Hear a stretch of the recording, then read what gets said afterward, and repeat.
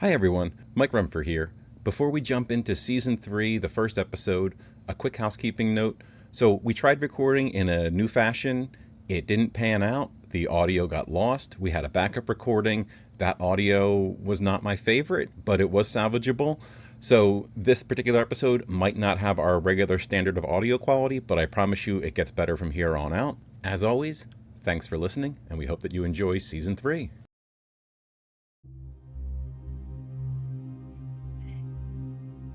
Good evening and welcome, friends, to a new tale.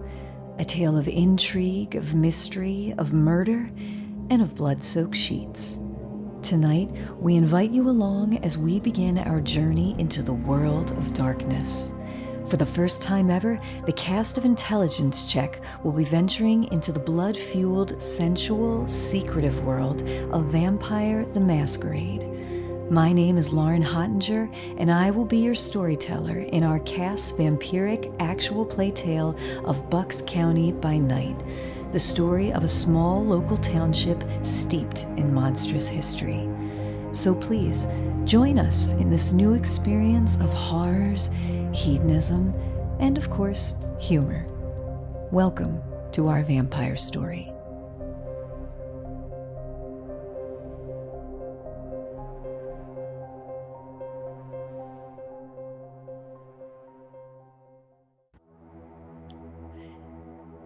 The air feels surprisingly cool on this midsummer's eve in Pipersville, a small suburban, almost bordering on rural town in the central region of Bucks County, Pennsylvania. No humidity and just the slightest hint of a gentle breeze is all that stirs the leafy canopies of the surrounding woodlands. The skies are clear and the stars and moon above shine brightly and quite beautifully in this bucolic, tranquil setting. And yet, amongst this calm, quiet, peaceful serenity, those living in these parts have no idea that hidden among them there is another world, a separate world, a darker, more sinister world.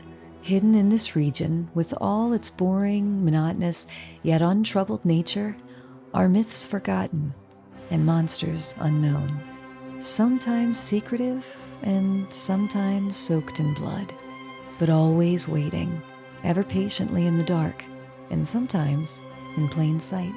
But on this beautiful night, and on this particular evening, all seems well. An absolutely perfect night for an outdoor party being thrown at a local historical landmark, the Pearl S. Buck House. Nearing the home where you were each instructed to arrive at precisely 10:30 p.m. sharp, you all eventually find yourselves surrounded by the sights and sounds of a deeply wooded evening.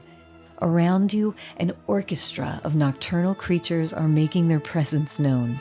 Crickets and katydids, spring peepers, wood frogs, even the flapping and twittering of bats overhead is bordering on intrusive to some of you and your vampiric senses. Cities are certainly noisy, but a night in the Pennsylvania countryside is loud. Approaching the grounds separately, you will all gradually come to see a large stone farmhouse sitting atop an expansive and beautifully landscaped property. Glass greenhouses sit to one side of the house front, with a stone corridor breezeway connecting to another stone portion of the home. Nearing even closer, you all soon begin to hear a din of chatter and conversation, and the sound of soft music playing from a further corner of the backyard.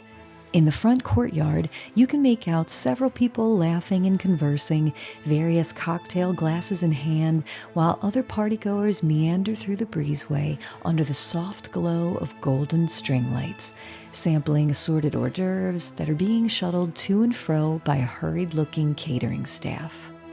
Some of you, the kindred among you who look less human passing, are waiting in the tree line further down a long, long driveway and away from the eyes of guests, as was instructed, but the remainder of you have, at this point, most likely ambled up to the front of the old stone farmhouse. And that is where you see the kindred that you assume has called you here to this quiet little hamlet of Pennsylvania this evening.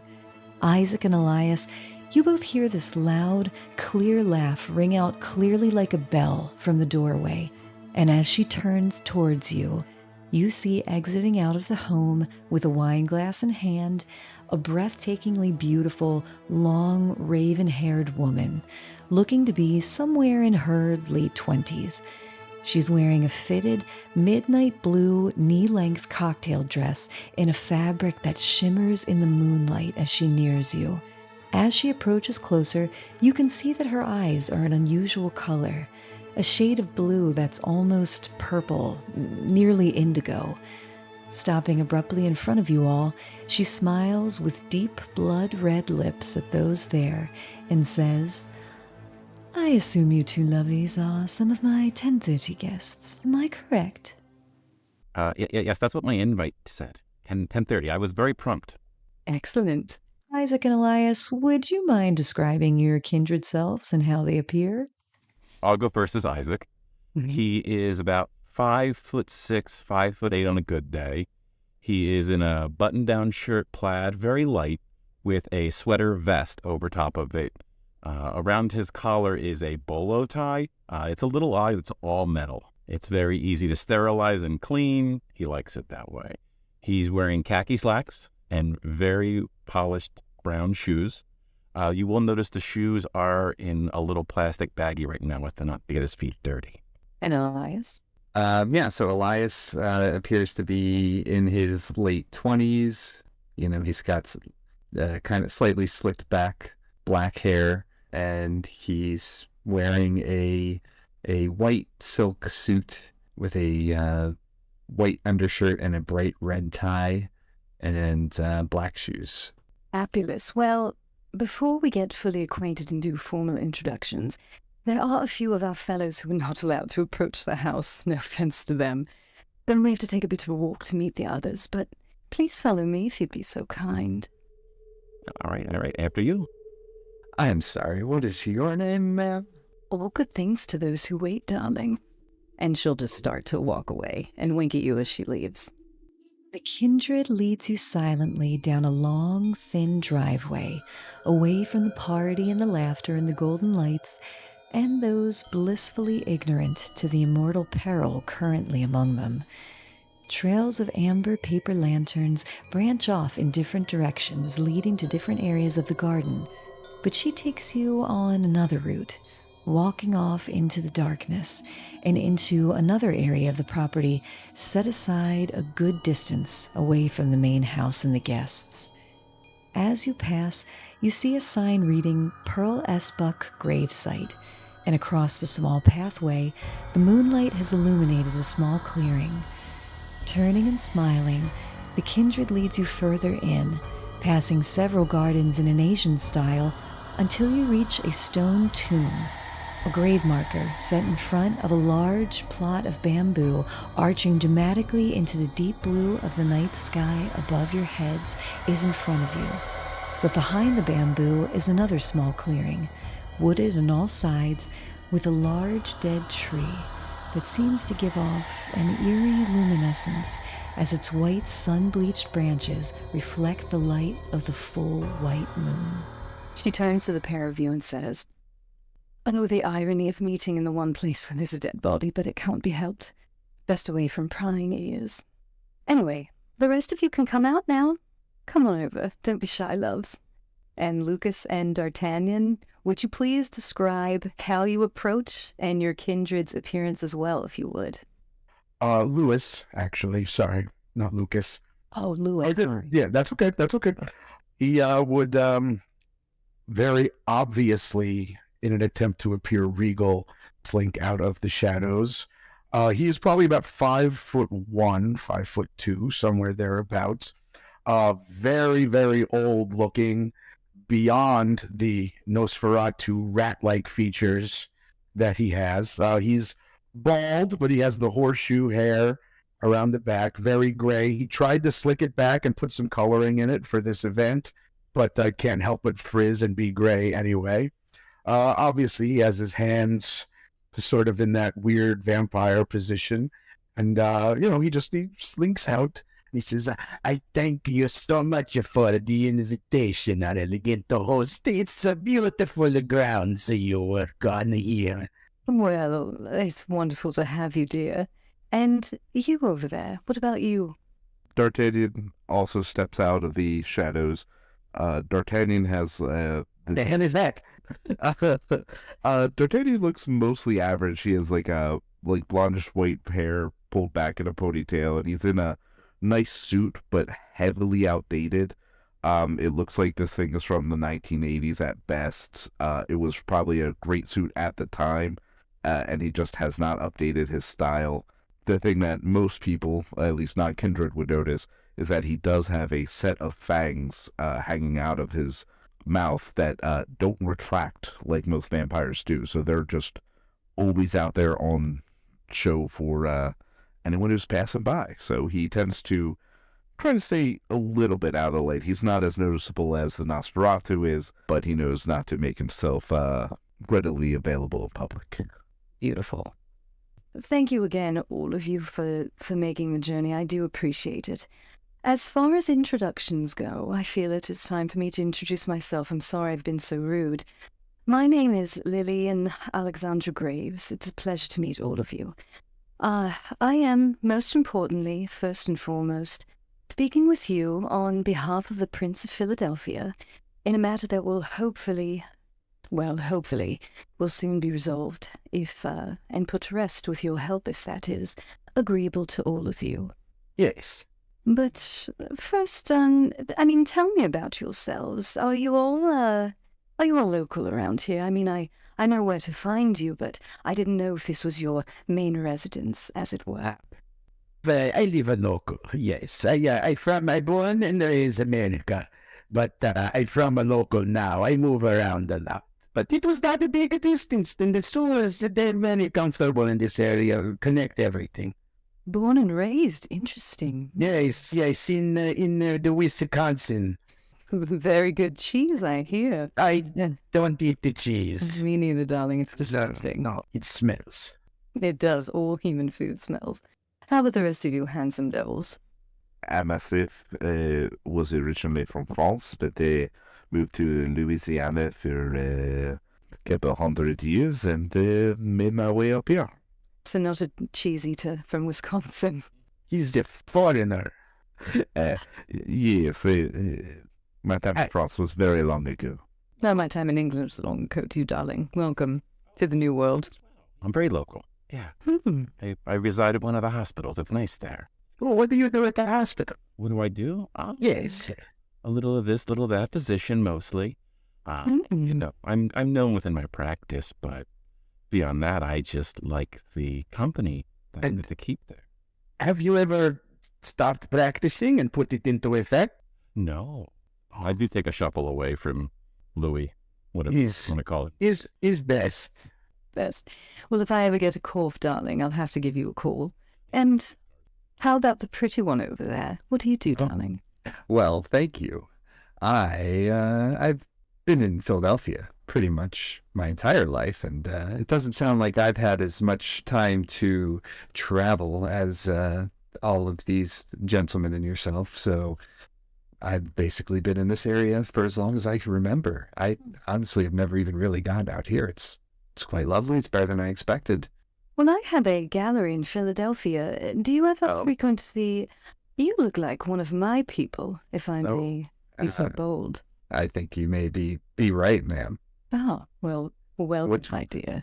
I'm sure I've been to your gallery, unless it is extremely exclusive, and then I've not been. I always have room for a fellow clan member. I'm assuming you're a Toreador? You look like one. Absolutely, yes. You've probably been to my place. It's the Grave Gallery. Of course. Why didn't I put that together? It's one of the best. Oh, love to hear it. And you will have a private invitation next time, so you just let me know and you will stop by. It's very exciting. Thank you. Of course. Well, all the formalities are out of the way. Let's get to the matter at hand. I don't mean to be rude, but at some point I do have to go back to the herd as it was. It's a little bit annoying out in the sticks here. I have to put up appearances, do little fundraisers and things of that nature for all the yups. This is Yup Central.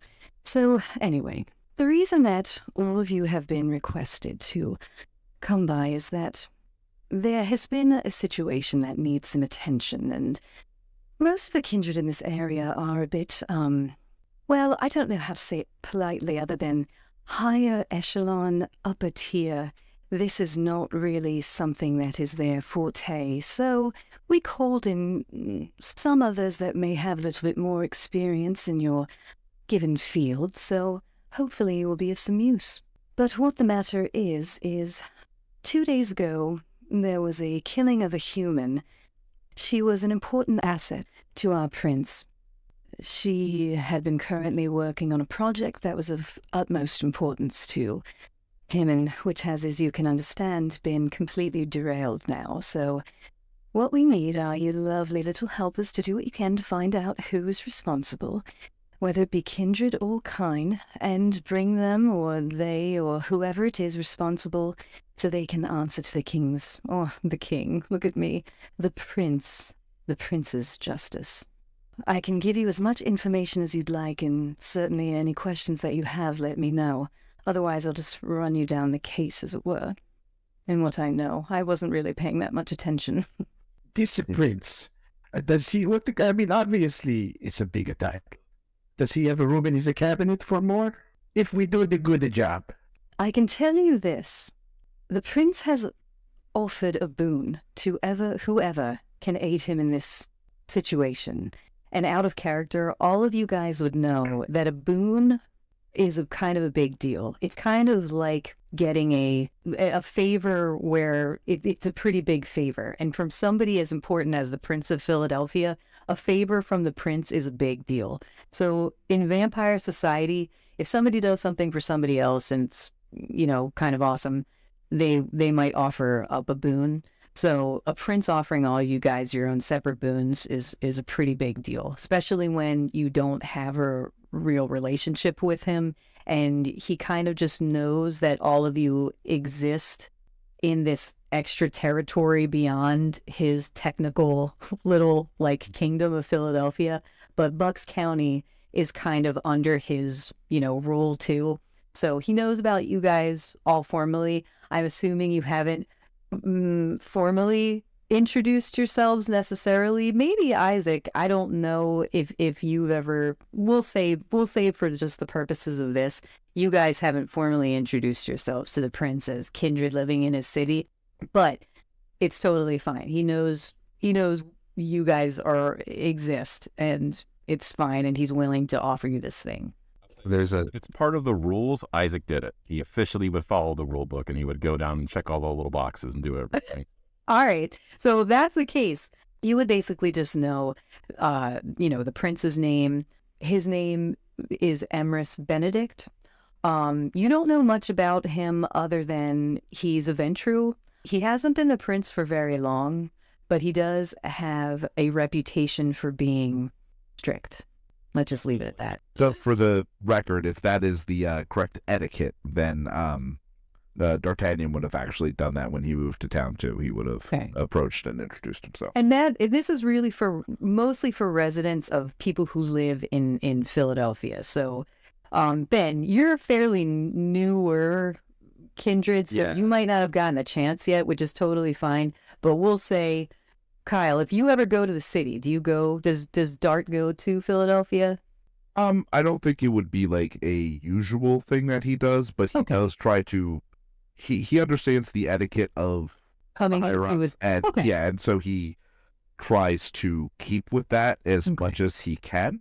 Okay, and tradition would kind of state that when you're entering like a prince's territory, you would basically just introduce yourself, tell them where you plan on, living or whatever, and just kind of get you can stay here. You're allowed to do that. It's kind of like, or I'm gonna kick you out type situation. I think D'Artagnan's the type that when he first got to the area, he would have thought he was passing through and wouldn't have bothered. And then once he decided to put some roots down, then he would have been like, all right, I got to go through the etiquette thing, and then would have done so. Okay. And if that was, and how long ago do you think was that? A long time ago? Yeah. Okay. So that would have been, you would have actually introduced yourself. You might not even know the new prince. You've probably introduced yourself to the previous prince. One. And probably doesn't realize that's a new one and will be surprised. The previous prince that you knew of was actually a Nosferatu. But he is no longer the prince, and Emrys is. So you might actually be a little surprised that when I say the name Emrys Benedict, you might be like, what the fuck? Definitely, yeah. It's exact. That's basically his exact reaction. How does one become the prince? Did the old one die? Did the new one take it from them? Well, that is a story for, let's say that's a story for another day.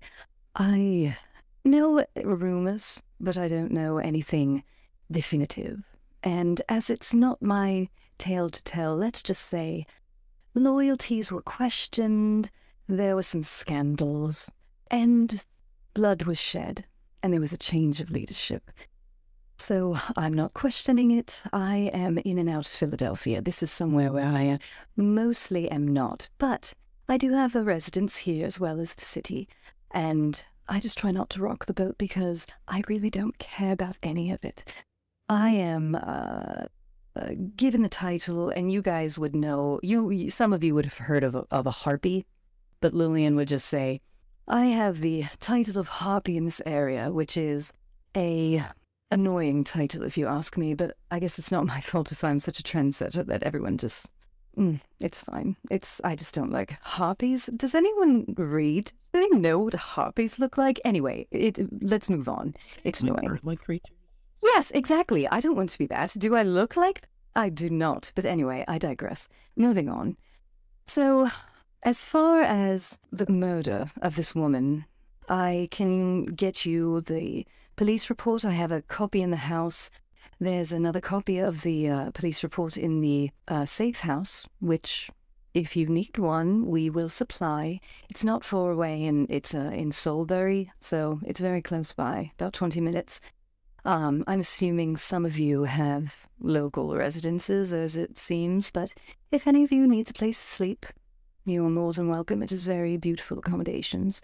Any questions about this woman? I do actually have one. Why was she such an asset for the prince? Well, from what I understand, and I don't know exactly what she was working on for him, but I know with some of my mutual contacts and clients, she was an antiquities dealer and an art dealer of sorts. I know that she handled very high-end transactions and things that were very high-profile art pieces, so I don't really know what she was doing with the prince exactly, but I know that she did have some very high-end clients, especially in this area and in surrounding cities, New York, Philadelphia. That's mostly what I know. I know that some very nice paintings have been sold through her dealings, but again, I wasn't really paying attention. Don't tell anyone. And did you say she was a sheep and not the one of us? Oh yes, she was just a human, as they said. Okay. Yes. What I can tell from the police report, and they did their little adorable cursory examination of the crime scene, and then we had our people look into it, obviously. This was 2 days ago now. But it looked like she was shot in the head, single bullet wound. It appears to have been silenced because where she lives in Doylestown is a very residential area. It is extremely compact as far as the homes being next to each other and all that, and very high traffic. I mean, no one heard a thing. Even her neighbors had no idea that she was killed until the next day. So it must have been, I mean, we don't even know if it was one of us or a human. I mean, we don't know. It could have been just a weird situation where they were, a human robber could have been, I guess, marking her. Maybe they were aware of her collection of art. She does have quite a collection in her home, but it could have been one of us. We really don't know. And that's where all of you come in. One of us? Not hopefully one of you, dear. Oh, your problems. Is there any oh Jesus, is there an autopsy report somewhere? Do you know where the body was taken? Which hospital? Well, the morgue, she is local, I believe. I'm sure we can find out exactly where she is, but the police report I can get for you. Again, I can probably just email it to you, but I have it at the safe house. Use the fax. I like paper. Paper's nice. A fax, darling? What century is this? The 22nd, first, second. It gets blurry. That's true. It does get a bit blurry. It's all the same after a while. But I don't have a fax machine. We'll figure something out. I do have a fax I can lend to you on. Oh, I appreciate it, my dear. I get it to you later. Fabulous. Thank you. You're welcome. But, again, I can get you one from the house. I have it up there. I put it aside in case you needed it, but we also do have a copy in the safe house. I can tell you a few other things. There were no signs of a struggle that I know of. She was not exsanguinated, so if it was one of us, they did not drain her. Which, again, could mean something, could mean nothing. I really don't know. But our people that went and investigated did not find anything that they would deem supernatural, as it were. So, that's all we know for now. I hate to trouble you, but do you happen to know if there is a written report from our people? I can get you that as well, dear. It's not as official as the police report, but I know there were notes taken on the documentation that they have. I can get you a copy, I'm sure, and send it over via fax or email, or I can just take a picture if you'd like. I have my phone with me. We'll be fine. Now, I have had some dealings in this business. In fact, this is where my family comes from. You happen to know this person's name? Oh, yes. I'm so sorry I didn't mention it. Her name was Elaine Cleghorn. So, Ben, why don't you do, I guess, intelligence investigation? That I don't know if that makes sense.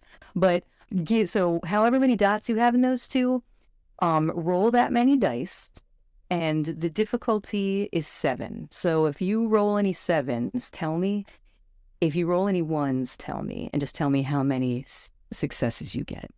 All right, so I have 3 dots in each. Okay, so you roll 6 total dice. Yes, and you said to tell you if I got a what? So 7 is what you need to succeed, to recognize this woman's name. Okay. If you get any 1s, that takes away a success. So if you get like a 7 and a 1, it means you don't get any successes. If you get like 2 7s and 1 1, you get 1 success. Okay, well, I got a 10, a 7, and a 1. Okay, so you got a 10. That's good enough. That's great.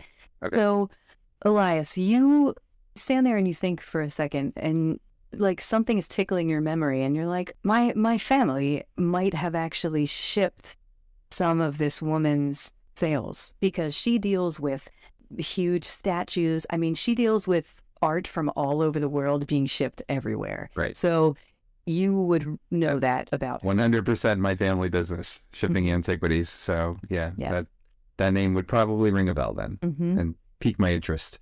And then, of course, I want to see the art collection. Well, I have the key. She'll reach down next to her dress and just kind of like lift it up. She's got a little like garter kind of where she just keeps stuff, and she'll pull the key out. And she also pulls another key out that's for the safe house, and she'll hand them to you, Elias, and she'll just say, well, that key is for her home. You are welcome to check it out. I will tell you that you should probably go at night. I don't know when they're going to clean it up. I would probably just recommend either tonight or tomorrow going and checking it out to make sure that there's no one around. But that is her house, and that one is for the safe house, and that's my card if you need anything else, dear. You just let me know. As you're doing that, he's just still like staring right at where the garter was and just like, oh my God, beautiful, beautiful. And his hand just comes up, not even like making eye contact. And then as he keeps talking, he's like, oh, I apologize. I'm so sorry. Please. Yes. Thank you. Thank you. It is a lovely card. You're gorgeous. Anyway. Flattery, but we'll get you everywhere, my dear. Now, is there anything else you need from me, my dears? Yes, I just have this one question. If she was just a human art dealer, why does the prince care so much to offer a deal? That's the question again. I'm not quite sure exactly what she was doing for him. The prince is not exactly, how should I say this? He doesn't always involve many of our kind in certain regards. Sometimes he prefers to have those who can be directly under his control, and some of us are not as easily pliable. That's not to say that the prince is weak. Don't tell him I said that. But that is to say that it's easier to manipulate the sheep than the wolves. So, I would assume, with her reputation and her ability to move things around the world at ease, and the fact that she does deal with very, very valuable items, I would assume that she was trying to find something of value for him, and much beyond that I don't really care. As I said, I am interested in art, darling, don't get me wrong, but I don't really care if humans die over it. In fact, dead humans make beautiful art. What do you know if the prince and the woman were they perhaps romantically linked or physically? Oh no, I cannot imagine that. Okay, That would be hilarious, but no, he wouldn't sink that low. it's just a wonder. Hmm. Goes in my Yes. journal. Write it down, dear. Every little bit of information is useful. Indeed. And how about you, Doctor? Any more questions? Oh, I just want to see the body, really. I just oof, can't wait. Well, how about this? Does anyone have a pen? I'm on the note app on my phone. Lillian would take your phone if she could for a second, and she'll take it from you, and she'll like, as she takes the phone, He kind of lingers with his hand there. and she'll kind of stroke your hand with her finger ever so gently and just kind of like give you the look. And she'll write down the name of the mortician the coroner, I guess, that would have her body in storage still, because it hasn't been, it's still just a murder investigation, so she's basically just like in a freezer until they finish the case, and then she'll be buried. So Lillian will give you guys the contact information of that individual. In my head, she's just writing on his phone with permanent marker on the screen. And then she'll hand it back. Here you are, darling. Thank you. Here's my email. Please send us the police report. We'll get out of your way so you can do what you need to do. I will take the email address, though, dear, just in case you want to talk art later.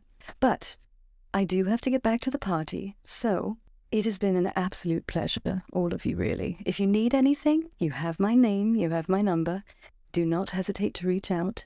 But I think this is where we part ways for the evening, gentlemen. A genuine pleasure to have met you. Dart does a very formal bow, but doesn't actually say anything. Isaac does one incredibly awkwardly as he saw Dart do it, but it's like with both hands at his side and the ship and Oh, lovely. And she will just give you all like a last kind of smile, a wink at Elias, and then she'll just like sashay away. That was invigorating, gentlemen. Sir Elias, how long have your family been in the antique transportation business? Do you go international? Oh, absolutely. Yeah, it's been 3 generations. My family's had that business. 3 generations. Oh, yes. Yeah. I almost wonder maybe I use your family when I ship myself over from Wisconsin. Oh, we generally don't ship from Wisconsin. We usually get a truck. That makes the sense. Yeah. Usually if you were coming from the old country over to... Wisconsin is, well, let's not get there. But yes, okay, interesting though. I thank you for the information. Possible. Yeah. Pleasure to meet you. You as well, yeah. Thank you. So, I'd like to go to this safe house and see the report. Is that a thing? He's going to send me the report. Should we not go? And there is actually like there's a copy of the report there. Seems like a waste of time. I don't know if you understand how email works, but we'll get it very quickly. If she remembers to do it, of course. But like, we don't need to drive 20 minutes to wherever this other bumblefuck place is. Oh, and something I forgot to mention, just so you guys know, the coroner's name is Ed Weingartner, so that's the name of... Is that a real coroner? That sounds like a real coroner. I don't know. I just picked Ed because it's easy, and Weingartner because I liked the neighbor from the Burbs, and I wanted to dedicate to his memory because he died, and I love him so much. That was The neighbor. I myself think we should go to the crime scene first, since it may not be available going forward. Seems reasonable. Does anyone drive? I do. Does anyone else? I Anyone else? I have the van. He's a partner over there. How else do you get around out here? There's no subway. There's no Ubers. It's I faxed for the taxi to come pick me up. He's not faxi. I get the van. Yes, I do not have a license myself. Now, one question for you, Lucas or Lewis, I forget what we agreed on. Not that correct. What is your level of dirty? How, and actually, that probably goes for you too, Dart. How gross do you guys appear in terms of general grime and filth? I am curious just to know. Say that he's particularly dirty. He's hideous, but he tries, because he wants to raise his station. He tries very hard to present himself. Like I said, his hair naturally frizzes. He has just from living in the sewer, dust and a little bit of grime here or there that he just can't get rid of. But for the most part, he's just very pallid. Okay, so he's attempting to be as clean and presenting as possible for a Nosferatu. Got it. Correct, exactly. How about Dart? Dart is also pristine. Okay. He tries to keep his things as clean as possible. Okay. He knows etiquette and he understands it, so he tries to be as well dressed and put together as possible, well groomed. That being said, if it was a night where it's after he hunted, then absolute opposite. He is not a clean eater at all, and there would just be like blood and gore basically covering his face and clothes. Certainly not tonight. Not tonight, no. Okay. Tonight he is well presenting. I didn't even ask about Elias because you were wearing a white suit, so I'd imagine you were pristine. no. It's a few years out of fashion. Okay, Right. but all right. Yes, But it's clean. Okay. Mhm. So Isaac, do you feel, just out of curiosity, do you feel comfortable getting in a car belonging to this individual? How do you- Absolutely not. And I'm already figuring that out, so no worries. We'll be all right. You guys can. Oh, if you have multiple cars, you can always get an Uber. I mean, where you are in relation to her home, you're probably about 25 minutes to the safe house, and you're about 15-20 minutes to the murder house in a different kind of direction. You would be going like slightly northeast to get to the safe house, and you'd be going more south to get to Elaine's house. So from my standpoint, I'd still like to see the coroner report and then see if we can figure out if they're saying the body was found X, Y, and Z, and then go to the crime scene and figure out if X, Y, and Z don't add up. I think it works better that way for me. And keep in mind, you guys never have to go. It's not like D&D as much. You can totally split the party. So however, just and as an aside, you don't have to stick together. You can stick together, but you don't have to. So if Mike, you wanted to go and get a coroner's report or reach out to Ed, you could certainly do that. Now, remember, it is probably now close to 11 p.m. at night. So if you do reach out with questions for the coroner specifically, he's probably not going to get back to you until tomorrow anyway, just because he's asleep, most likely. But you can get the report back at the safe house, and, if you wanted to do that. I just wanted to mention that, too. So I'd like to pick the report up. I could read it in the car. And I would like to say that I think it's funnier if I have no idea that Ben's character has a car, and I have to suffer through the dirty van's car ride the whole time. Like, that's what I want my character to have to deal with. And Well, then why Ben shows up and, well, you could have got in with me. We take two vehicles, go to two separate places. I take you to get to see the thing you want, and they go to the place that they want. You and me, we be buddies. Okay. I think that makes a lot of sense, because then we don't have any preconceived notions of what's happening. We can view it with, our own unbiased judgment. Have fun riding with the old guy. Look at this one. You, Fang Boy, let's go. Actually, I'll meet you out there. I don't do vehicles. Suit yourself. You're coming with me. The van is over here. I definitely follow him. I didn't say it before, but I have a bursting fanny pack that my character always wears with. Nice. I pull out a wet nap and I sit on that, and I put my rubber gloves on, and that's where the little shoe slips came from too. I had those So I change those before I get into his car to not bring in the dirt from the outside into his dirty car. I don't want to contaminate it either. Well, first of all, when we get to the car, I'll explain it to you. The van. Can we do that? Are we at the gravesite still currently? You're still at the Pearlesque Buckhouse, Okay. yes. Then D'Artagnan, after he said his bit about not getting in vehicles, he's just going to turn around and walk into the woods and kind of out of sight. I'm just getting in my car, pulling up Google Maps, looking at the keys, and putting in the address and driving off. And as I drive off, you just hear thumping bass. Nice. And then Rolls the windows down at the Spice Girls. No. You want to be a D'Artagnan, girl? Buggy girl, it's awkward. It's 9 Inch Nails. Thank you very much. nice. That's how much of mine are. So you guys will see, D'Artagnan just fades into the mist of the forest and is just gone. Elias, you get into the car, drive away, listening to your music, and then Lewis and Isaac, you guys also hop into the car. Isaac somewhat reluctantly. Well, I'll describe it out of character. Let's do the van. Let's do the whole scene. The most. Oh, this is my van. Now you see it outside. It's just like a plain, like dark gray van with very tinted windows. I do a full walk around to make sure. It's very big. I check the tires with my eyes to make sure that it's safe. Lewis swings open the back of the van, and it is loaded with technology, computer equipment, everything hooked up. Everything has to be cleaned to keep all the motors and everything running.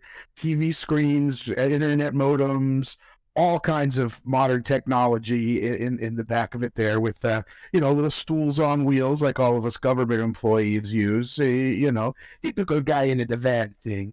And he goes, this is my hub. These are my babies. I do everything from here. You need something faxed. You need the email. You need anything. I do it for you. Want to get into the place that has a lock? I unlock for you.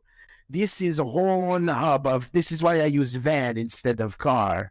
Is that the Mark 900 fax? You have one of those? I have the Mark 900. I have the Steve 800, all of them. No, he was discontinued. He only released about 4 of those. I know this. And right before he died, he gave me his last one.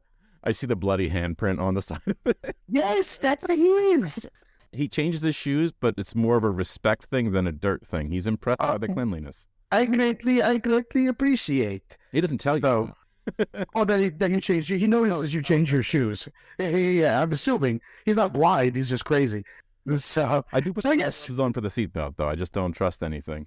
I understand. It's okay. I'm old and I live in a sewer. I get it. Yeah, it's all right. Don't worry about it. But so I guess we get in and drive to our destination.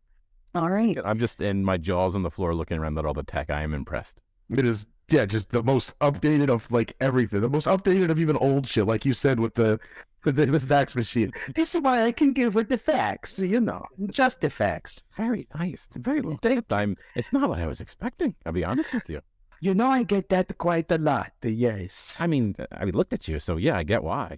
Yes, no, I'm a disgusting monster. Yes. Hey, you can't help it. It's genetics. No, it's you are a disgusting monster. Yes, no, I know. It's okay. Yeah, no, it is. It's nice. Yeah, you see, I accept who I am, and I better myself with the technology, and I try to raise my station in the masquerade. And you're covering on your hair. It's so close to natural looking. Very. It is good. It flaked off with the dark thing that I wear. It doesn't show. It gives you character. I like it. It's like dark thrift, I call it. Well, it works well in the nighttime. It just adds the character, mystique. Thank you. I appreciate that. Oh, God. Where we can go. This is not going to go in a better place. No, that's about it. That's back and listening all day. Yeah. And this is where we guys talk in a van for like 3 hours. I love it. So Van Chat. We have the name of the episode. Van Chat, yeah. Chat. Welcome to Van Chat, yeah. And you were going to have like a big like dragon and wizard on the side of the van. I colored it, but I liked the plain gray. I get it. It's plain. Nobody noticed. Yes. The wizard might tip you guys off. Yeah. That'd be pretty awesome, though. Well, like 700-year-old guy gets out of the wizard van. Well, nobody can see him anyway, so I guess that doesn't. of the van and go in, or This is like a place in Soulberry. There's nobody around. This is a remote place. So now, here- when we get to Doylestown, that's going to be a different story. I'm Okay, going but to here, sneak into the house. I just kind of look around. I go, okay, nobody's here, and then I go in. But okay, I just wanted to make sure. On you, like a Halloween thing, and cut out. That's good with the eyes. Yes. That is not good. That is not canon. There is no cheat in the van. You don't know that. Is there a cheat in the van? They cover all of the equipment when it's in the daytime, and I'm in the store. Yes. Dust and new dirt. Yeah. Yeah, I Now got to keep it dusty and dirty. clean. All right. Well, not right now. In Doylestown, it will. I'm talking to you in character. Yes. So you guys will go in. You'll see, like, right on the kitchen table, there is the police report. There's, like, just the autopsy results. If you want to start flipping through that, you can, Isaac. You'll kind of just, like, see if there's anything in particular that's sticking out to you. If you have any questions, let me know. I'll say, Lewis, if you wanted to look downstairs, I was just going to finish mentioning that there are 4 places where all of you guys can take a rest if you need to. There's places basically just like beautiful coffins essentially that are just out of the light in a darkened area. If you needed to sleep there, you would have a place to stay in case of in an emergency. Again, you probably have your own places to rest. That's You good to needed know. So, are there any computers that I may be able to fiddle with to look for information while he's looking at the autopsy reports? Yeah, there's upstairs and there's like a desk when you walk in next to the kitchen. There's like a little desk area and there is a laptop on it. If it's password protected, the password will just have a little piece of tape. It's just connected with a little piece of tape or something. And yeah, if you want to access anything or if you're trying to reach out to anybody in particular, you absolutely can use this computer if you would like. Well, I'd like to go through her emails and look through documents on the computer, see if there's anything that may come up and send up a red flag about the prints.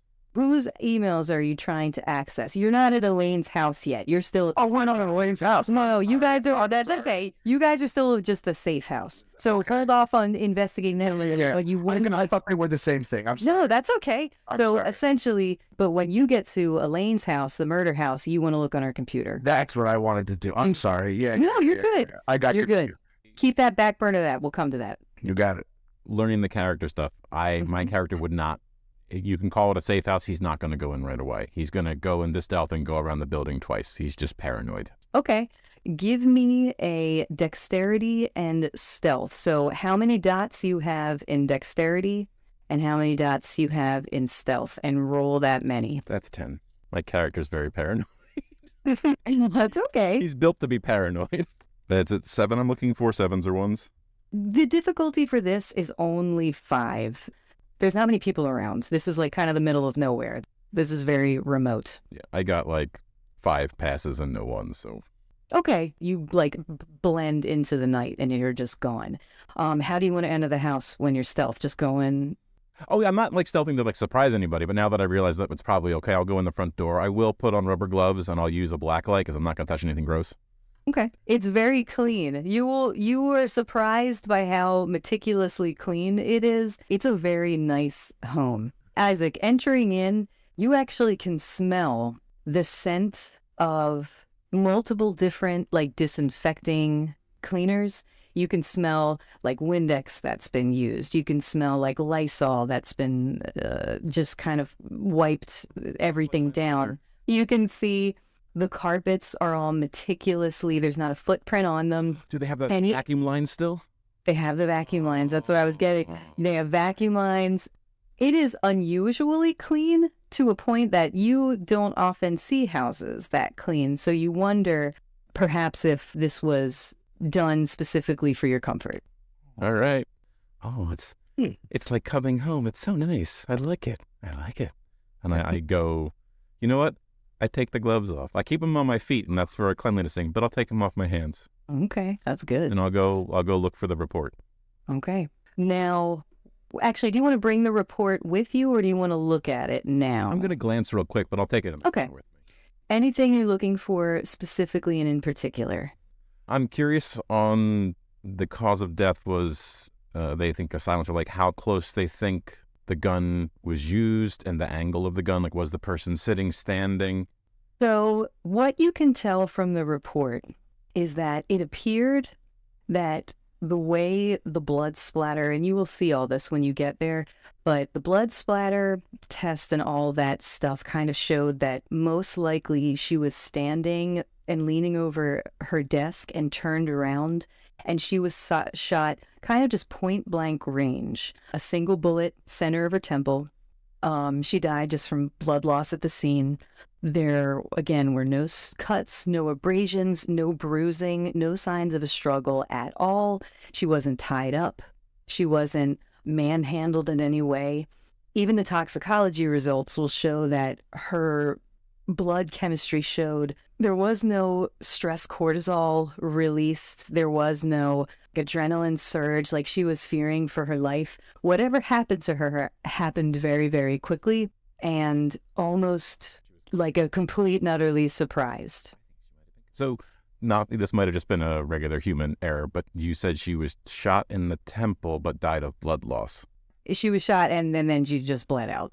Like she was dead just from getting shot in the brains, but Okay. it was just that, and then she bled out. That wasn't trying to trip you up. I just was making sure that there wasn't like... I got a little confused. No, she wasn't. I had mentioned previously she was not exsanguinated. Okay. So you guys will see, you'll see more at the crime scene when you get there. But yes, she appears to just have surprised, shot, left for dead, and that was it. She was just done. There were no marks of any kind that might be vampiric in nature, like I had mentioned. Nothing shady in that regard, and she is still just dead in the coroner's or the morgue. So other than picking up this report at the safe house, does the safe house have anything else to do with the crime? No, the safe house is literally just where you guys can stay if you need a place to stay, because they are just supplying it for you because some of you may not be local. Like Elias, you're mainly based out of Philadelphia. Some, they just were aware that you may not be super duper local, but they wanted to have a place for you to stay. So it's literally just our place for us. It's okay. your place to sleep. Yes. Okay. Sorry, just clarifying. No, that's okay. But once I got, okay. No worries, you're good. The only other place that you guys had on the docket tonight was Elaine Clegorn's home where she was killed. Okay. Well, I thought Mike wanted to go to the morgue. I can do that afterwards. I wanted more paperwork to play it against the scene, and then I can take that information and see what the morgue might have. Okay. Dig it. Now, we will say you guys are getting in the car and just heading over to the house now? I see no reason to stay. You want to stay? I'm good. I have what I want. I have the paperwork. We can go. All right. And now, cutting to Dart and Elias. So, Elias, you get out of the car, you head over to Dart, and you have the key. How would you guys like to proceed? You are very fast. Yes, thank you. Yes, this is a blessing. Great skill to have. I'm impressed. Well, are you ready to go in? Yes, it's no reason to stand around. Okay.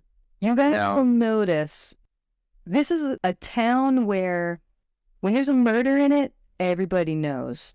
Everybody knows if somebody was just like brutally murdered. So keep in mind. Yeah, we don't go in the front door, I don't think. That might be too obvious. Yeah. So, and right now there's like a lady and a man walking a dog through the part of the, like they're walking down the front of the cemetery, down the front of the street across from where you guys are in the house. They're nearing the they're a little bit almost like diagonal from where you guys are. They don't seem to see you right now. You're just kind of standing outside of the house. They're not really paying much attention to you yet, but they will be there probably within the next like 20 to 35 seconds. So do you or do you not want to be seen by these two individuals and their dog? Not seen. Okay. So I don't want to speak for D'Artagnan. How far away are they about? 4 houses down. But I see the color of their eyes. I know it's a weird question, but... Are you using anything to see that? Would you like to get closer? Oh, well, you know what? If darkness is the issue, I can do something for that. But if distance is the issue, I don't have anything for that. It's a little too dark. I know that you have some potential to see very perfectly in the dark, but that might be alarming. Okay. Not a problem. So I would say probably not this clearly from this distance.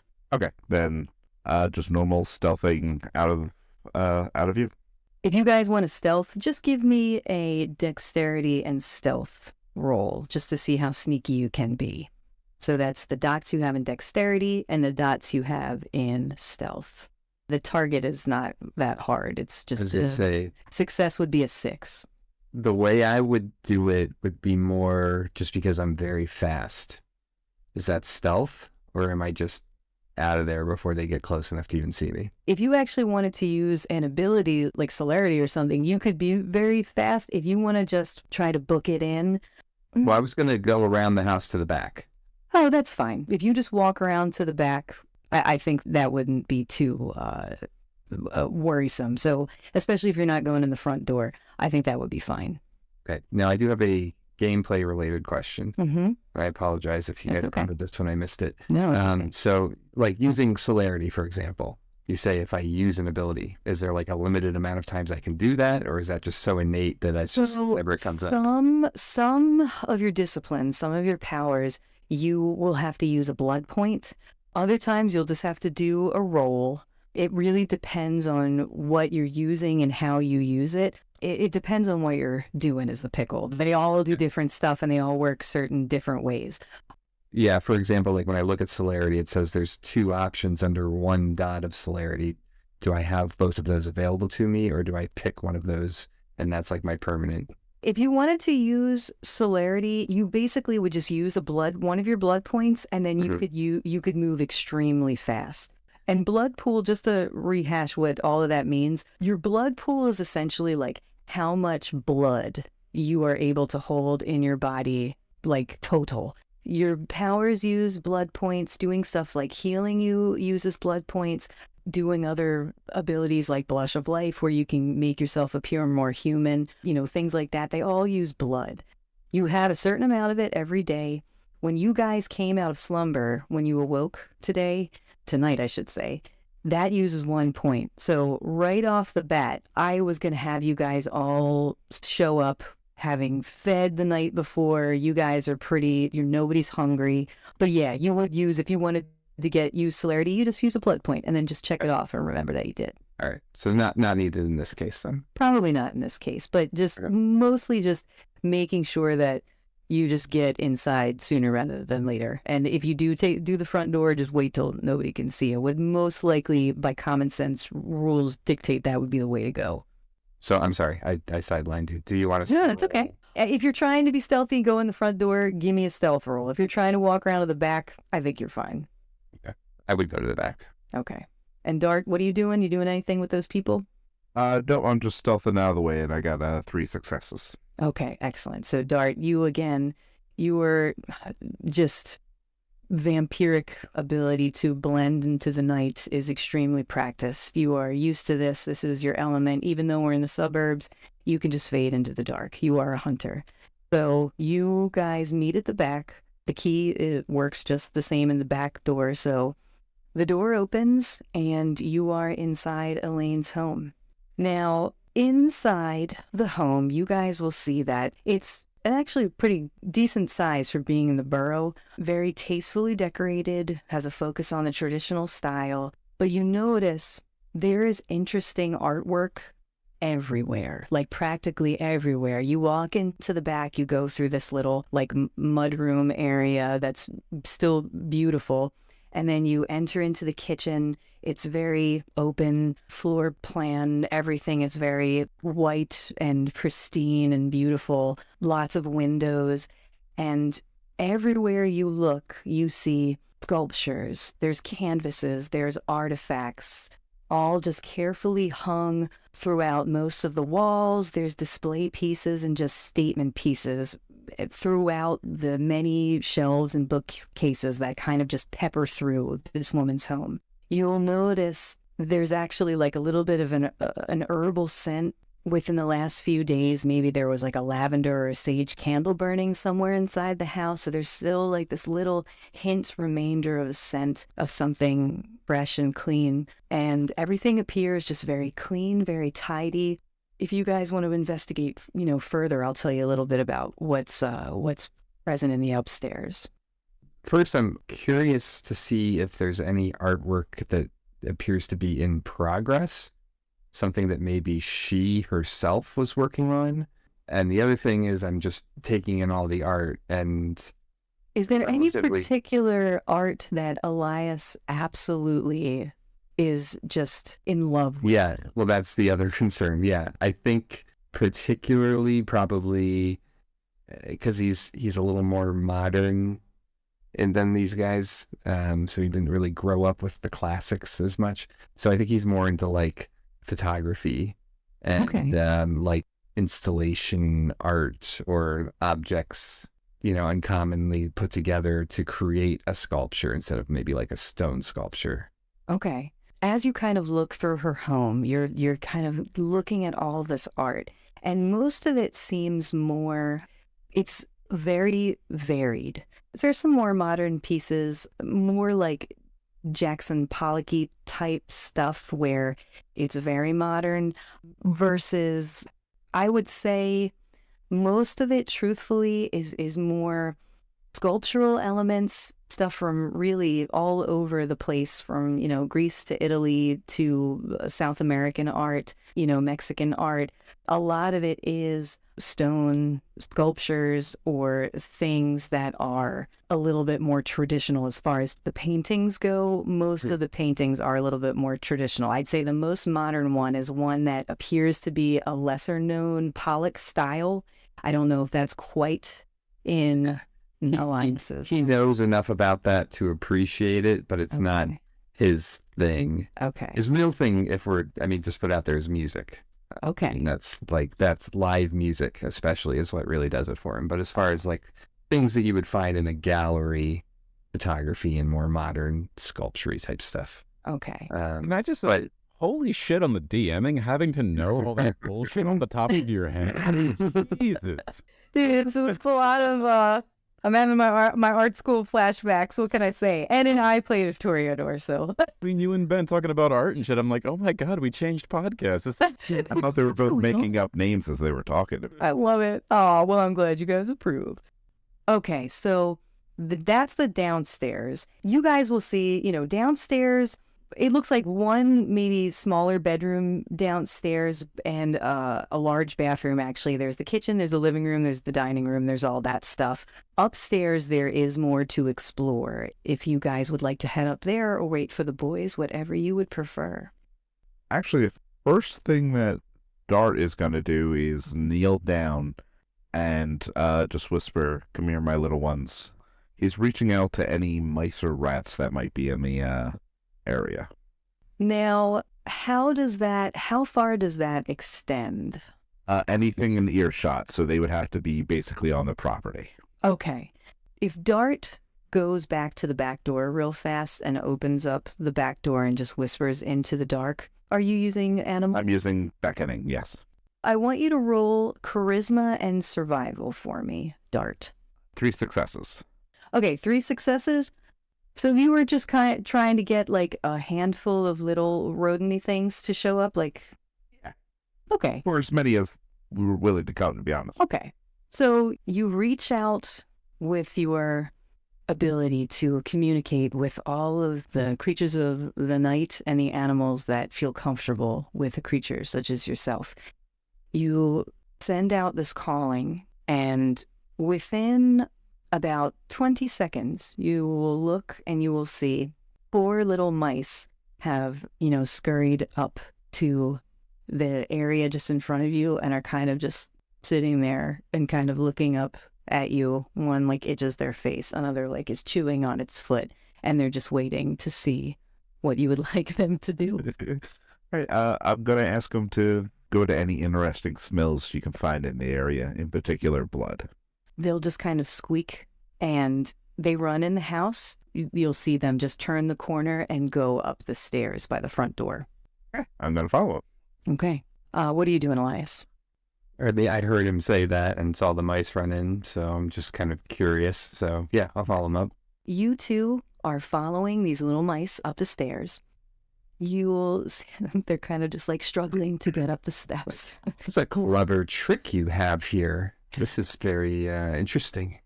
Yes, thank you very much. They are very healthy. I find myself closer to animals than humans anymore these days. And Dart is actually going to like scoop them up and kind of like help them up the steps. And they don't seem afraid. They're willing and completely okay being handled by you. They reach the top of the stairs. Now, Elias, you do notice when you get to the top of the stairs, there is a series of 3 photographs that are they're like gray, not black and white, but like gray scale. You'll recognize a couple Ansel Adams shots. I don't know, they're just nature scenes, but in various shades of gray. I don't know if that's something that he went to. Landscape photography is up there. So you feel like a breath escape you, and you were just looking at these beautiful works of art. You have to make a self-control roll. So how many dots do you have in self-control? 3. Okay, so the difficulty is 6, so roll 3 dice and tell me if you get any successes or if you fail. 2 successes. Okay, so briefly, you were just overcome with the beauty of this artwork. You feel like you were almost catapulted to this vista that you are viewing, and you are just like temporarily overwhelmed. You can feel like the breath like catching your throat. But after a few seconds of just kind of staring in wonder, you kind of manage to shake it off, and you're okay. You're yourself again. One last look, and then continue on after the mice and after Dart. Now, you'll see Dart. The mice have crept around into a room. There's another few bedrooms that look, if you guys look past, you'll see one on the left, one on the right side, and then you see the little critters kind of all scurry into this open doorway. It's pretty obvious where they're going. There is police tape across the door, just your classic caution, crime scene, and it's about, 3 feet up, so you can easily just go underneath it. You guys are still driving on the way, so you're not quite there yet, the other two.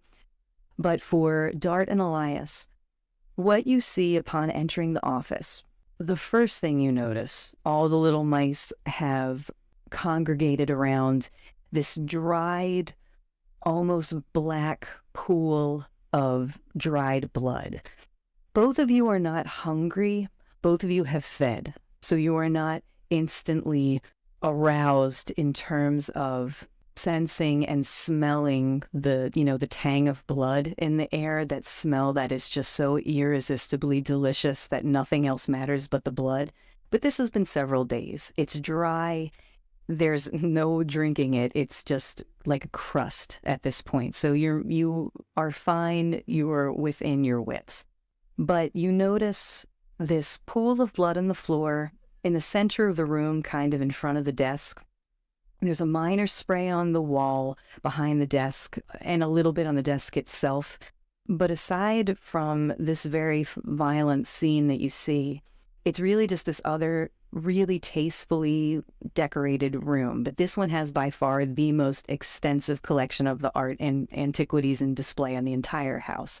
The most beautiful objects in the home are in this room, and many of them are behind glass. There are ceremonial objects, seemingly from across the globe, just covering the walls, hung with care.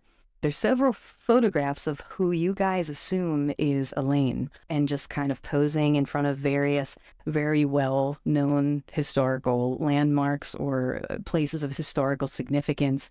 There's her in front of Machu Picchu in Peru, her at Stonehenge, the pyramids of Giza, what appear to look like several European castles. And if you guys want, you can do like an investigation roll to see if you recognize them. I don't know if any of you would be very knowledgeable in, medieval and older castles of Europe, but if you would like to attempt. Actually, I think my guy would be, so okay. I would like to do that. Give me a perception and investigation roll. I got 1-7. Everything else is low. So yeah, You would recognize one of these castles. You saw a picture of it before. I don't think you've ever been there yourself, but you've seen a picture of it. One is called Brand Castle in Romania. It's got an interesting history. One of them is known to be kind of like a Dracula's castle of Romania. It's very beautiful. It kind of has that local legend history type stuff, but you do recognize the Brand Castle photograph. Can I actually do an investigation to see if either A, all these like pieces of art and everything in this room, I want to see if either A, something is obviously missing, like something has been removed, like there's a big blank spot on the wall, or if it looks like something has been moved recently. Sure. Give me another of the same roll, perception and investigation. And Elias, are you doing anything? Yeah, I would do the same thing. Okay. I got So an you guys- 8, 9, and 6. Okay. And the difficulty was just 6. So you did great. You'll notice that nothing looks out of place that you can see. Anywhere there's hangers, anywhere there's a case, anywhere there's a place where there's, that a canvas could fit, there doesn't appear to be anything missing. So everything seems to be in its place and where it should be. Nothing was looking. freshly moved like that I would notice from like dust or like, hey, this frame pattern here doesn't quite fit the spot. Nothing appears moved. Nothing, or well, I should say, nothing appears like it's been lifted down, if that's what you're asking. I guess what I'm But trying to if- see is, does it look like something else was somewhere and then somebody put something else there? Not that you Okay. can see. Everything looks like it was where it belongs, if that's specifically what you're looking for. Yeah. So yes, that is what you see. The blood pool's in front of the desk.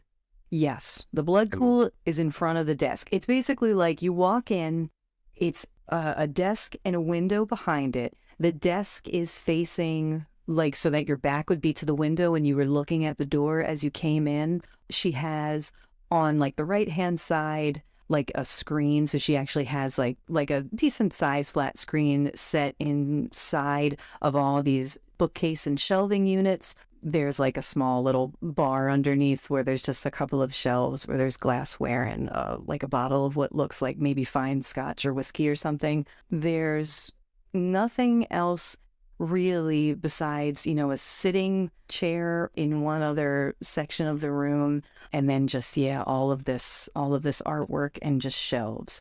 There is a small closet, but yeah, that's nothing else really, except for the main desk is the main thing in there. Right. I mean, I'm still looking for something that seems to be like a very important object. Okay.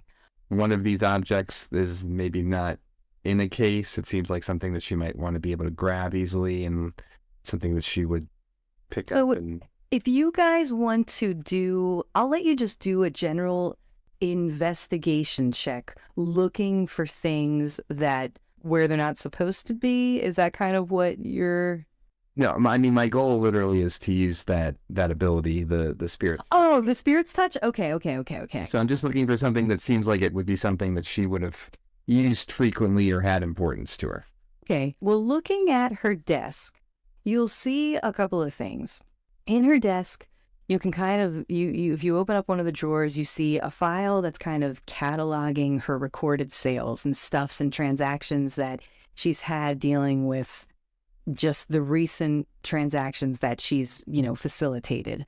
Most of these are European antiquities that she's been dealing, but the most recent sale that you see in this file looks to be like a marble torso of Bacchus from Greece that was sent to a buyer in Philadelphia. There's some Aztec stonework carvings that were sent to somebody in upstate New York that she basically facilitated. Several post-impressionistic artworks went to a local seller in Lambertville, so that one was actually pretty close by. You do notice on her desk there are several books that are open in various languages, and their translations and kind of translations for these languages are just scattered about. If you want to give me an intelligence and, let's see, which one that would be. Do you have academics? No, but I do have finance, so I think I would take a quick picture of that ledger just to have it as a reference. Sure. So, you can take photographs of whatever you would like in here. So, if you want to take a couple snaps of, the people that had bought and sold the artwork, you can absolutely do that. The main, seller locations and where they were shipped from, you can do that. None of these were shipped through your family's distribution business, but you might recognize some of the other names. Some of them, there's not much information about how one got to point A to point B. It's more just like this sale record. Yeah. But you can absolutely take pictures of all that stuff. I mean, it seems like she was pretty meticulous with the book, so I think I would try to use the spirit touch on. Okay. On her sales, on her sales records. Okay. Mm-hmm. I'll say to D'Artagnan, I've only done this once. I don't know if I'm very good at this, but bear with me. I'm going to try something here, okay? D'Artagnan's going to give a big toothy grin with his big old fangs, just pointing out. So for the rest of you, really just for Dart, and you guys, I'll say that within the next 5 minutes, Lewis and Isaac, you will have shown up. So just so as you know, in a few minutes, I'll have you guys come. I would say we're in the van driving there, and I go to him, I go, I watch this, and I flip up the centerpiece, and I hit the nitro button, but then the red light happens right away, so we just stop at the red light. That's our cutaway scene. Beautiful. What does it look like, Elias, when you were handling this document? Like, what are you doing? He's holding it with his left hand on the bottom, and then he just places his right hand on top of it, and he just kind of looks down and closes his eyes, and then if it works, I think he kind of rolls his head back and his eyes open. You just see the white of his eyes, and if it doesn't work, you'll just hear him kind of shrug and put the book down. Okay. For this record of sales file, I want you to roll your perception and empathy. Difficulty is a 5. All right, so I have 4 perception, 0 empathy. So I roll 4 die. 4 die, you got it. I got a 10 and a 9. All right, that's pretty good. So 5 at this point. It is now closer to, we'll say, probably after 11:30. You guys made pretty good time. Lewis's nitrous tanks or whatever got you there pretty good. You stayed in the speed limit, but you got there fast. Yeah. He's a good driver. Yeah, you're a very good driver. 4 points. Just use the nitrous to get to the max speed, and then And then no, we got to stay in the. So you guys will arrive, and how would you like to proceed? I definitely do You see the home. the 2 laps around the outside of it just to make sure that it's... Laps outside of that house? Before I go inside, I'm making sure that it's safe. Absolutely. And making it safe, like for your cleanliness standards, or safe to enter unseen? My safety personally, to make sure that there's nothing around a corner going to jump out or try to attack me. Okay. I'd like to say too. I would have parked, even if it was a little bit away, but somewhere like in the shadows, somewhere dark, just by being used to doing that, under a big tree or something. On this particular street, there are dimly lit areas, but it is a street full of homes with streetlights, and across directly from the house is the cemetery. So it's darker on that side of the street. The streetlights are on the house side. So you could park, let's say, 50 feet down. There's like a big maple tree, and underneath that, it's the summer, there's a leafy canopy of trees. So the leafy canopy kind of shields your van from a lot of the street light. So if you get out, it's lit that someone will see a person walking down the street, but I'm still gonna have to stealth it, but you'll still probably want to stay mostly unseen. Now, at this particular time, you don't see anybody walking up and down the street that you can see. It's not like before, it's a little bit later, but you still hear sounds of people sitting outside of like a bar restaurant, people walking further down ahead of you, like a football field length away, but nobody super duper close that you see. I also mentioned this just because for distance wise for Mike's character, in case you wanted to do anything else because of that distance. So I didn't mean to interrupt you necessarily. I was No, just that's okay. saying this for your character as well. I definitely looked left, right, and left again, and then again, just to make sure. Okay. And Mike, if you're looking for anything in particular that's super weird or just high alert to make sure that it is safe, like you said, to enter, give me an alertness and perception roll. He lived his life in alert, so that will always be the case. And you have a lot of alert. Yes. So Very paranoid. if you're looking for things that are worrisome, the difficulty for this, we're going to say, is 8. But you have a lot of dice. So is this alert and what else was it? Alert and perception, I think you have 7 dice to roll. And the difficulty is 8. Yeah. I have 7. So many fun dice to roll. I got 1, 2 10, Okay. and 8. So I was looking for 8 and above, or was it 7 and above? Yeah. So the 1 took away, let's say, your 8, but you still got 2 10s. So as of right now, you do not see anything in the shadows. You don't see anybody watching you. There's nobody like creeping around. You don't see any policemen walking up and down the street or any cop, nothing that would be of concern. So yeah, it looks safe to enter. It looks like the lights on the neighbors' houses are out. They're probably sleeping at this point of the night. And yeah, it looks like it's safe to go in. I will wave in Lucas, just to kind of let him know that you might have already walked in completely ahead of me. You're just like, he's No. I was waiting. I was actually waiting for your word before I got out of the van to do anything. All right, he'll give him a Alright. wave. All right. So you guys, we'll just say, for the sake of brevity, you probably enter in through the back door too. Yes. That's what she said. Sorry, I had to do it at least once That's for this fine. podcast. Even with storytelling, got it. I had to. So you can set up your own jokes. Yeah. This is like the greatest situation, Paul. You're never getting the seat back. So you guys will enter in the back. You can hear like movement upstairs, so you hear that the boys are probably upstairs. So you make your way through, noticing all of the things that we talked about before. This house is like immaculate and extremely just decorated with a bunch of museum quality shit. Like this lady has some pretty neat stuff in this house. This is not like a normal home as far as just general artwork and stuff. You head on upstairs. There are the boys. Elias, you just got done evaluating this, this file. Dart is kind of kneeling down and has these little like creatures around this pool of blood. These little mice that are just kind of looking around the pool of blood. One of the mice. I see the mice and I nope out. I was like, nope, no, they need to leave. They have to get them. They're filthy. They're disease-ridden, filthy. I can take care of that. I'm looking at them like chopping, I'm like licking my lips.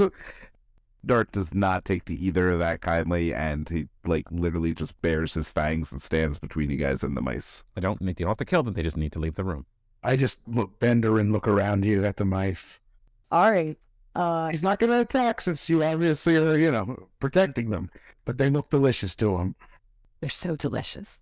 So do you kind of scoop them up temporarily? What would you, did you leave the room, Isaac? I'm at the door frame. I haven't crossed that threshold. Refused to. Nope. Dart's so what I was actually gonna say before was Dart, it was actually gonna pull a little chunk of meat out of his pouch and give a couple little pieces to the mice, but given the new circumstance, he's actually gonna scoop the mice up and put them into the pouch with the little piece of meat for the time being.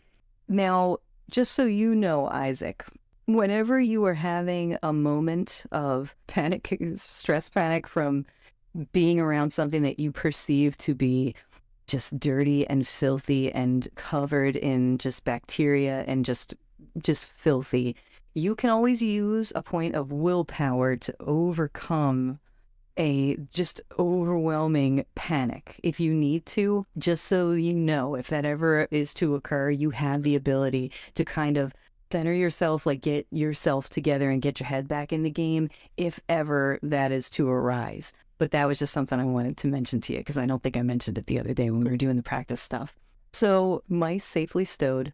You guys will see all of the stuff that we already talked about. They've done a bit of investigation and you'll see all of the stuff that's in the room. Louis, you had mentioned that you want to look on Elaine's computer, correct? Correct. So you'll enter in. The computer's on the desk. It's a laptop. You pop it open. You don't have her password, but I assume that I have in my pocket. I pull out a machine, the decryptor machine that I can plug in. I call these decryptions from decrypt, and I use the machine to decrypt the password. Did you just plug a USB device into that computer? I did, yes. I work on the keys with the device to try to figure out the password. It has a little readout on it. It's really cool. I hope a little back end of the coffin that you can like open up, and that's the out screen. I like it. That's what it is now. Yes, it's all vampire themed. His decryptions from decrypt. There's clearly more to you than I realized when I first met you. I thank you. I thank you. So many people think of that before I kill them, but you're not the people, so you are not the kill. I thank you.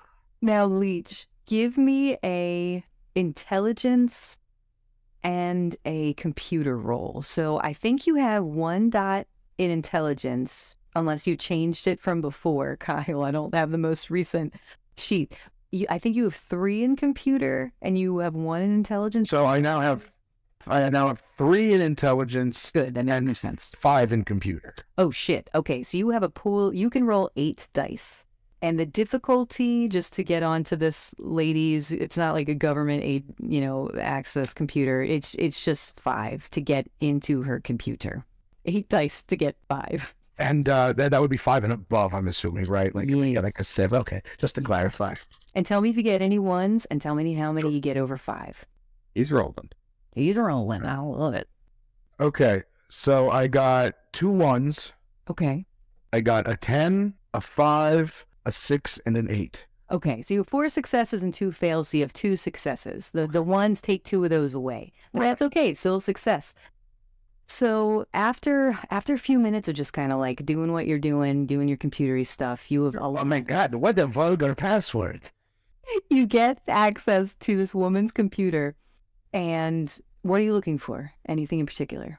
I'm gonna look to see if she has any documents they maybe recently deleted, or anything that's on the just computer herself, letters to people, or correspondence via email or via social media, things like Skype, even, any register or log of any of that type of thing that may be pertinent. Perhaps I can look up keywords like prints or project, things that might be more pertinent to this, what we know about this case. Okay. Possibly some harassment or something from someone as well. Something's along those lines. With 2 successes and getting onto the computer, you can access her emails. I mean, some of it's just stupid, like, oh, look at the pictures from vacation from her sister. There's like a million things, from like a sale at Target to a bunch of crap. Most of it is just junk. There's nothing super interesting. There's a lot of work emails. Nothing super duper crazy in terms of anything very blatantly weird, if that makes sense. Anything that's setting off alarm bells in your head. It was worth a shot. Give me 1 more roll for deleted information to see if... Same amount of dice? Same amount of dice. Okay. The difficulty this time is 9. So it's a big one, but you have a million rolls. Okay, I got no 1s. Good. 2 9s and a 10. Oh, okay. Digging through this woman's computer, you spend a few minutes, you're scanning through. It looks like it was something that you missed. It was in a draft that wasn't sent, a correspondence to someone else whose name you don't recognize. It's not an email address of anybody you know. But the content of the email, all it says is a name, and the name is Solomon. And that's all the email says. But it's in the drafts. It wasn't sent. I may have something that I missed. Remember the name Solomon. Right in my notes. When you're done, you should do what we would all like, and you should delete her browsing history. Delete that thing is filthy. I keep that for myself. So much porn. Elaine was a dirty birdie. Cardo. Filthy stuff. Human on human, gross. Birdie a lot. What is it? You don't want to know. I think I've eaten a few of them now. Anything else you guys want to investigate while you're here or look into? Is there anything else that you want to do in this woman's home while you're still here? Gentle, gentlemen, gentle. I would like to just see if there's was there an exit wound and is there a hole in the wall where the... No, there was no, it entered and didn't come out again, so the bullet just remained in her brain. But there was a spray, almost like maybe when she flew back, almost like the jettison of the blood kind of flung behind her and onto the desk. But mostly you just see a big, large, dried up 10 or 11-inch pool of just black, crusty blood. And again, you guys are all well fed. You're not starving. You smell that scent of dried blood, but it's not enough to get you going wild or anything like that. Yeah, just the spray of blood, and that's pretty much all you see in that regard. I'll take a sample from the floor and from the wall, and then is there blood can I take my black light out and look for blood anywhere else or any other kind of fluids anywhere else in the room? Sure. You take your little black light out, kind of scanning over the room. You don't see anything else as far as blood except for the obvious murder blood. There's a couple little urine spots from the mice that have entered, so there's a couple little dots of pee. Come on. But there's nothing else overtly really gross or anything else that's super obvious. There's no handprint of blood somewhere that has been cleaned off or anything like that. Okay. Pretty standard murder scene. Anything else you guys want to look at here? If he can, D'Artagnan I'm sure there'll be nothing. But as they're going through the email, he's actually going to look for the actual mail and just go through it and make sure there's nothing, her bills and whatnot, and just see if there's anything out of the ordinary in there. Sure. There's a little pile, a little tray of some, a couple of bills. There's a catalog from, I don't know, a women's clothing catalog and a couple of household billing stuff. Nothing crazy that you see. There's a birthday card from a relative from a couple months ago that's still there, but nothing else. You do see the books that were out on the table that were in several languages with their translations. You definitely recognize, anybody knows Egyptian hieroglyphics. That one's pretty obvious. And if you want to give me, what, Dart, if you're looking actively on the desk, give me an intelligence and academics roll and to see if you recognize any of these other languages. Great roll, 6, 7, 10. Good. So the difficulty was 7, so you got 2 right. You recognize Hebrew. You also recognize what looks to be Arabic. And you think the last one is cuneiform, Sumerian. It's dashes and stripes. You don't know for sure, but you're pretty sure you saw that once somewhere, whether or not it was on I don't know if you watch television or if you ever see TV, or if it was just in a book on history that you maybe looked through one time. But yeah, you basically just recognize a few languages that you can't read, but you know what they are. Now, if there's anything else you want to do in Elaine's house, let me know. Otherwise, we'll make our way outside, but you guys let me know if there's anything else you... I want to approach D'Artagnan, and I want to go... those are friends of yours that were here when we got here. How close are you to them? D'Artagnan is going to spend 1 blood point, and his hands are going to turn into just these massive claws, and he's just going to straight face stare at you. So those ones are off the limits. I'm going to awkwardly walk between the two of them and go to that Egyptian book. I'm going to try to see if I can read it. I don't know how I would do that, but I feel like with my background, I have a shot at it. Okay. Isaac, give me an intelligence and academics roll. Intelligence. That's all I got left. That's okay.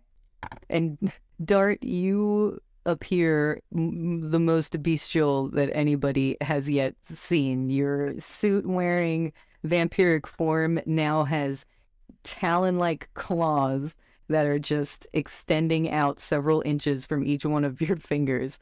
And the little mice in your pocket, you can hear are still scurrying around in there. This is why I just ask. I'm not going to take away with your friend. I'm not going to eat your mice if you don't want me to eat your mice. And I sneakily take a picture of this. And Isaac, what did you roll? So I apparently got a migraine because I got a 10, but 2 1s. Oh, Ooh, okay. Rip the book in half. I'm trying to think. If I can't read this, no one can. Of all the weird things to affect, if you started... No, that's okay. I'm trying to remember. I think you just fail. It's not like you were using an ability or something. You look at it, you recognize some of these from like, oh yeah, that one looks like an airplane. But there's nothing that you can read. You're not formally trained in how to read ancient Egyptian hieroglyphics. You wouldn't really know, but you recognize it. It's certainly Egyptian, but nothing that you know of specifically. Anybody else want to take the book? Or can I have the book? The Egyptian book? Yes, the book with the letters. I know guys that may translate. You can take the book if you want. I take the book. You mind take the rest of them? We take all the book. If we have all the, I know people like have the decryptions. I use that word a lot because I know a lot of computer words. Me the player, not me the character. You think maybe West to take all the books that way we can have other people look into it, but also we deny anybody else a chance of solving this mystery before us. I like the way the mouse man thinks, yes. Dark gives you just the slightest of nods and his hands go back to normal. We friends and now. So you gather up your books. Dart has his mice. You have everything you need. There's nothing else you need to do. All of you will make your way back downstairs, and you, I'm assuming, are exiting out of the back door again. That's usually that doesn't even make sense. I just had to say it. You exit out the back door. At this point, it's after midnight. It's dark. Again, you can still hear people in the distance, but it's pretty late. Who exited first? Who's first in line? Definitely not me. I'm never first. Dart does. Dart doesn't. Yeah. Okay. Dart just. I mean, he's not like walking out like do. Like he definitely stealths out, but he doesn't fear things. Dart, I want you to give me a perception and alertness roll as you exit the home. Difficulty is 8. I'm kind of a dick. Some of my rolls are annoying. They're high. I know. Roll to read a book, apparently. Can't read Egyptian if you've not been taught to read Egyptian, you dick.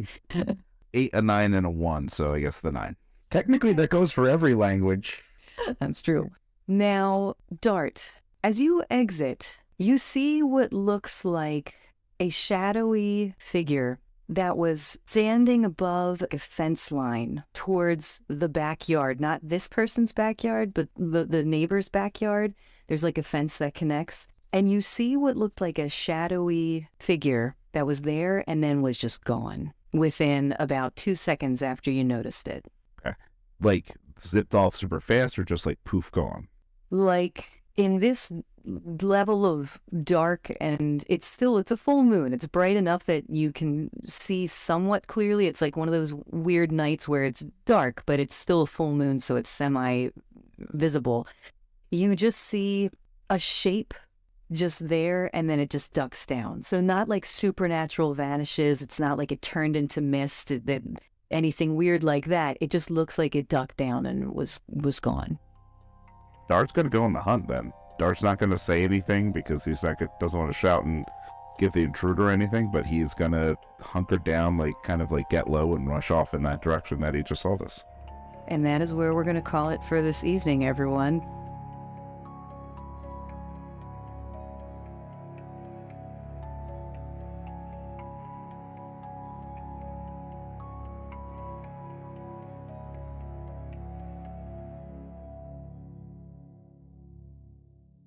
Dear log, I steal this moment away to start a journal to collect my thoughts. I must be brief right now, but there is a talk of a boon from the Prince of Philadelphia for solving the murder of one of his sheep. Such a thing could greatly advance my standing, and I will document what I can here for later review to improve my chances. Unfortunately, my hearing aid was out of sorts, and much of what I learned so far was difficult to make out. Luckily, I have rectified the situation, and from here on out it should be easier to hear. Until next time, keep it classy.